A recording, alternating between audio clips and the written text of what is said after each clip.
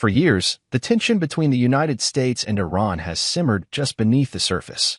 But now, things are heating up, and fast. In recent days, military aircraft have taken to the skies. U.S. warships are changing direction.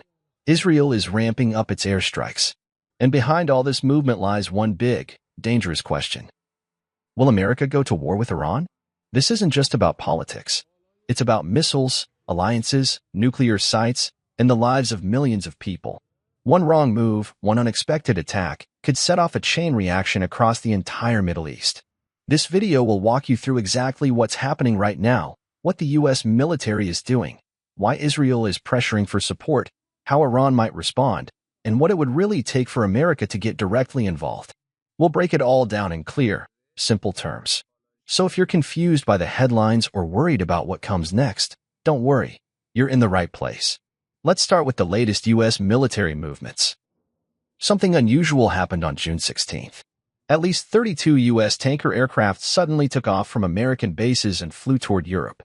These planes weren't heading to just one location. They were spread across key airfields in countries like Italy, Spain, and Germany. Tanker aircraft don't carry bombs. They carry fuel, lots of it. Their job is to refuel fighter jets and bombers while they're flying in the air. And when 32 tankers move at once, that's a serious operation. Why? Because one tanker can support several combat jets. So a group this size could support over 200 active warplanes at the same time. That's not routine. That's preparation for something big. Around the same time, the USS Nimitz, one of America's most powerful aircraft carriers, suddenly canceled its port visit to Vietnam. It turned around and headed west, toward the Middle East. There are already U.S. carriers stationed there, so this adds even more strength to the fleet.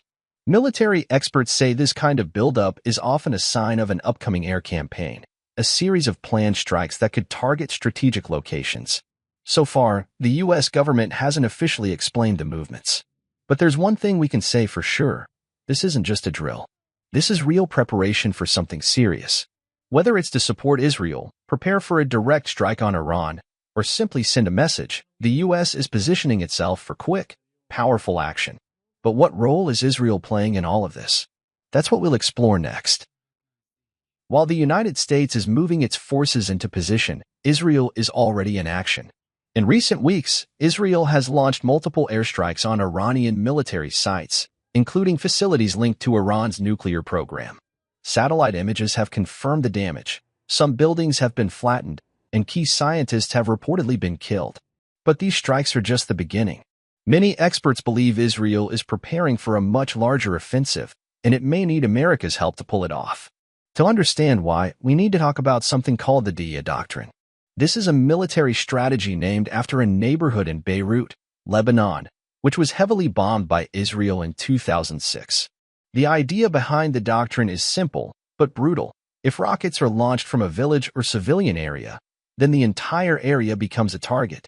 The goal is to use overwhelming force to destroy enemy networks, even if they're hiding in civilian zones. This kind of attack causes massive destruction, not just to military targets, but to homes, power stations, and public services. The logic is that this will pressure civilians to turn against the fighters hiding among them. But critics say it breaks international laws by targeting non-combatants. Now, there are reports that Israel plans to apply this doctrine in Iran, especially in Tehran, where key military facilities are located close to civilian areas. If true, this would require enormous firepower and lots of aerial refueling support. That's likely where the U.S. comes in, either by joining the fight or by helping Israel carry out longer, heavier bombing runs. But if Israel wants to destroy Iran's nuclear program, they have to go deeper, literally. Let's look at the underground facilities Iran has built to survive a war. Pickaxe Mountain. Even more worrying is a newer, deeper site called the Pickaxe Mountain plant, built just a few kilometers south of Natanz. This one has at least 4 tunnel entrances, larger underground chambers, and much stronger defenses. Iran has banned international inspectors from checking it, so most of what we know comes from leaked intelligence. Experts believe this is where Iran would go if it needed to build a nuclear bomb in secret during wartime, and no current Israeli weapon can destroy it. So who has the firepower to take it out? Only the United States. The U.S. has a special bomb called the GBU, 57 Massive Ordnance Penetrator. It weighs over 13,000 kilograms and can smash through 61 meters of concrete. But it can only be carried by a B-2 stealth bomber, a plane that only America has. So if anyone is going to destroy Iran's most secure nuclear sites, it won't be Israel. It will have to be America. So far, the United States hasn't officially said it's going to war with Iran, but its military actions suggest it's preparing for multiple options. There are two main paths the U.S. could take. Option 1. Direct military action. If America decides to strike, it would likely use a mix of stealth bombers, drone support, and special forces. The B-2 bomber could carry the massive bunker-busting bombs needed to destroy Iran's deep underground sites. Special forces might also be sent in to confirm the destruction of each target or gather last-minute intelligence. This would be a high-risk mission but might be the only way to truly eliminate Iran's nuclear capabilities. Option 2. Indirect support.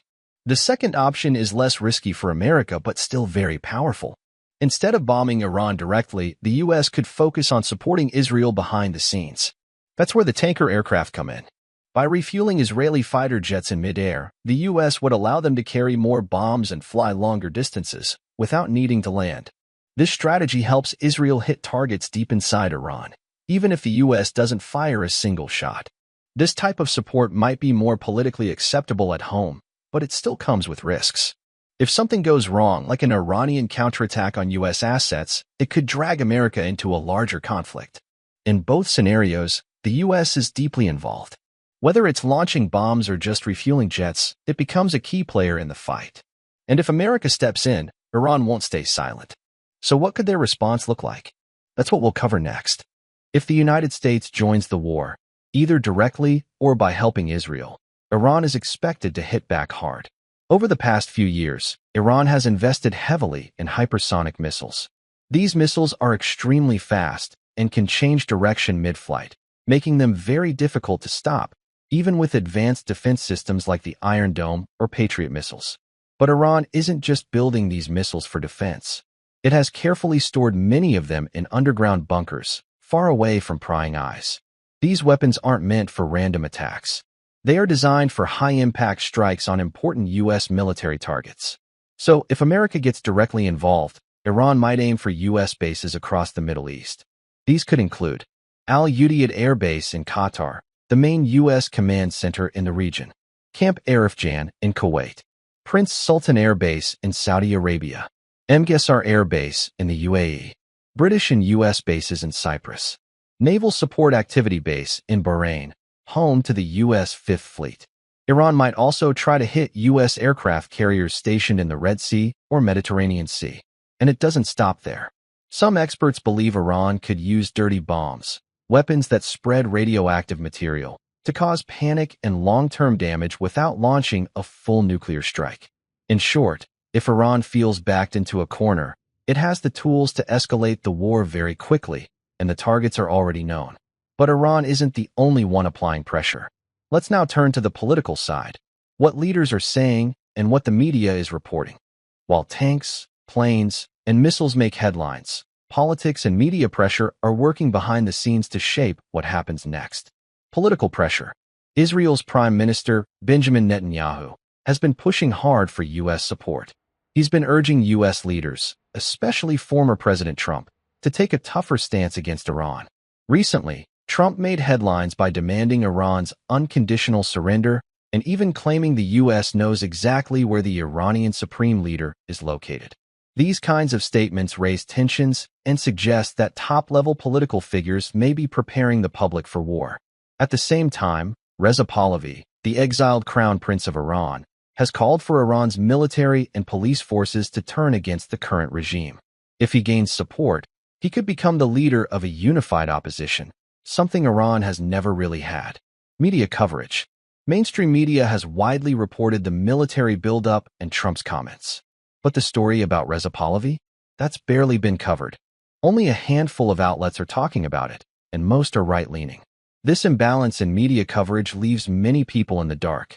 It's hard to see the full picture when some stories are amplified while others are ignored. That's why understanding the full truth matters more than ever. So, where does this all leave us? Let's bring it all together in our final section. So, will America go to war with Iran? Right now, all signs point to one thing. preparation. The U.S. has moved dozens of tanker aircraft to Europe. Aircraft carriers are heading toward the Middle East. Israel is bombing Iran's facilities and could launch a larger campaign. Iran has buried its nuclear sites deep underground, and powerful weapons on both sides are ready to be used. But war isn't automatic. It still depends on choices made by leaders in Washington, Tehran, and Tel Aviv. America might choose to stay just behind the front lines, helping Israel with refueling, intel, and logistics. Or it might step in directly, sending B-2 bombers and special forces to strike Iran's nuclear program. Iran, in turn, might wait. Or it might respond with massive retaliation, hitting U.S. bases, carriers, or regional allies. The world has seen tension like this before, but this time, the stakes are much higher. The weapons are stronger. The risks are greater. And the room for error is smaller than ever.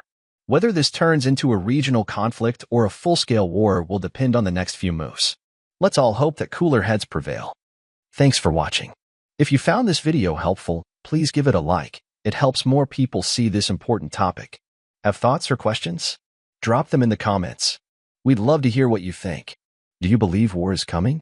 Or is there still a chance for diplomacy? If you haven't already, subscribe to the channel for more deep dive breakdowns on global conflicts, strategy, and current events explained in simple, clear language. Stay informed. Stay curious. And until next time, take care and keep watching the world closely.